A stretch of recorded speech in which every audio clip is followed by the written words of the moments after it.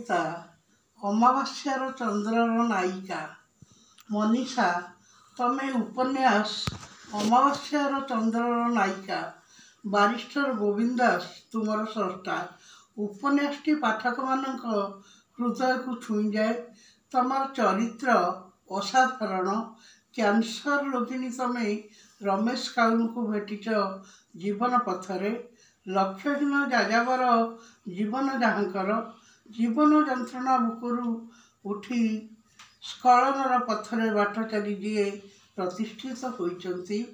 तमे असामान्य सुंदरी किंतु रोग जंत्रणा जर्जरित काउल दायित्वहीन असामाजिक मद्यप लंपट जुआड़ी।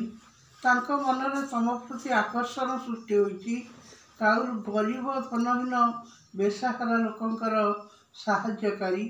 मनीषा देखिच काउलकर मानविकता। तम दृष्टि रे काउल देवता, कारण तमको से विदेश नहीं भल करी देइचंती नूतन जीवन देखाइचंती नुआ स्वप्न जीवनर। किंतु काउल जानती तांकर धन संपद पछरे थिबा तांकर इतिहास एक नष्ट चरित्र मद्यप लंपट जुआड़ीर इतिहास।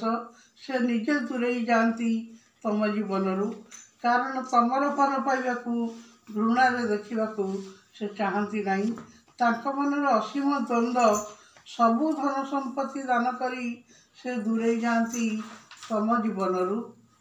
मनीषा तमर काउल को खोजा सरी नहीं। तम मन को बुझिया पूर्वरु काउल सहर छाड़ी चली जाइचंती।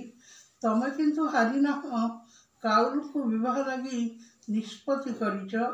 काउल को फोटो सह तमर विवाह पाठकर मन को करुण रसरे आप्लुत करिछि।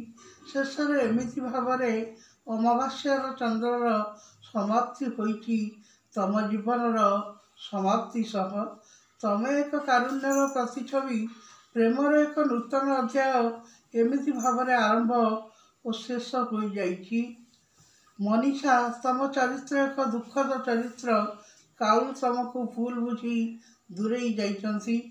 तमे मध्य काउल को भल पाई जीवन देइछ। Please subscribe my channel.